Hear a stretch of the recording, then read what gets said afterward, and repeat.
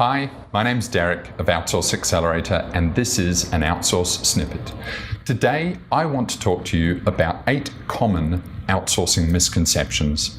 Okay, and in my years' experience of outsourcing, there's a few common misconceptions, and often I find that it's the business owner themselves or the newbies entering into outsourcing that actually need a little bit of training and familiarization with outsourcing to get the best results from the get-go. So let's get straight into it. The first misconception I find is that the same outsourcing project can deliver all desired results.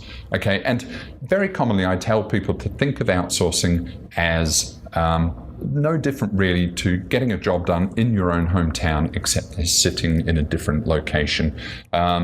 Yet outsourcing very commonly can be perceived as a magic bullet, and a small team might be expected to manage a website, manage a social media account, and customer services, and product development. And it's very commonly not the case, as is the situation back in your home market. So generally specialized projects, and keep the project fairly narrow until you build specialties and experience, and then can expand from there.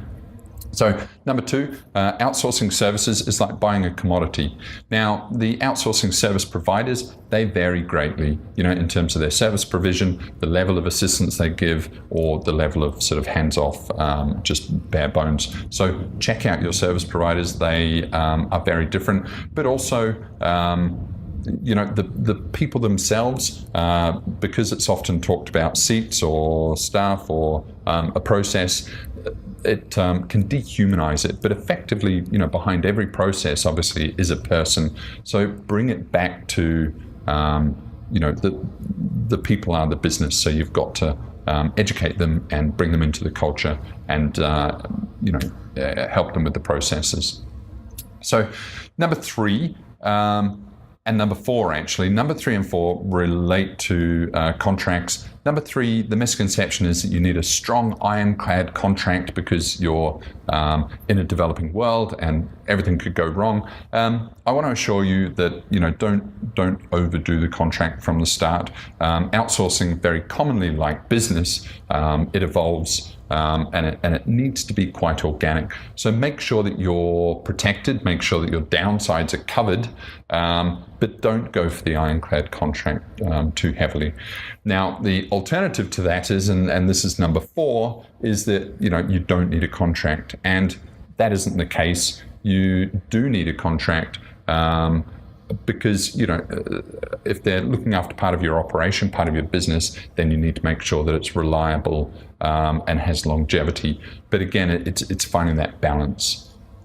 So moving on, number 5, vendors have a greater liability for failure than in-house employees. Okay, and this is the old argument of do employees do a better job and increase operational learning, organizational learning, or do contractors add better value? I would suggest within outsourcing that depending on the outsourcing partner that you choose, they can bring a huge amount of operational expertise to your business and that process. And the Philippines specifically has been working in the outsourcing space for 20-25 years.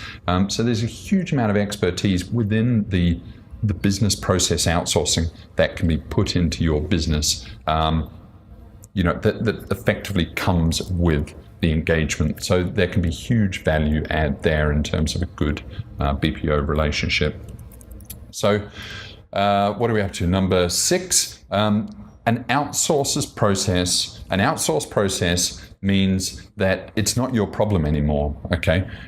This couldn't be further from the truth. Just like any operational aspect of your business, you want to keep an eye on it, and especially in the early stages, you want to tweak things, you want to check that things are being done well, you want to check that the results are as you expected, and consider it as a part of your organization still, but there's just that extra layer of management, and it's slightly distanced. But at the end of the day, it's still your organizational process and it needs your attention for best results.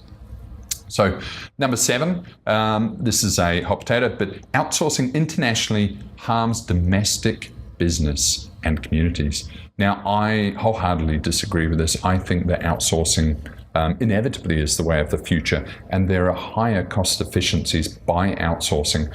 I believe it's a win-win for everyone involved. It's a win for the business that is outsourcing because it increases profit margins and opportunities. It's a win for the community of that business because the business is enabled to thrive.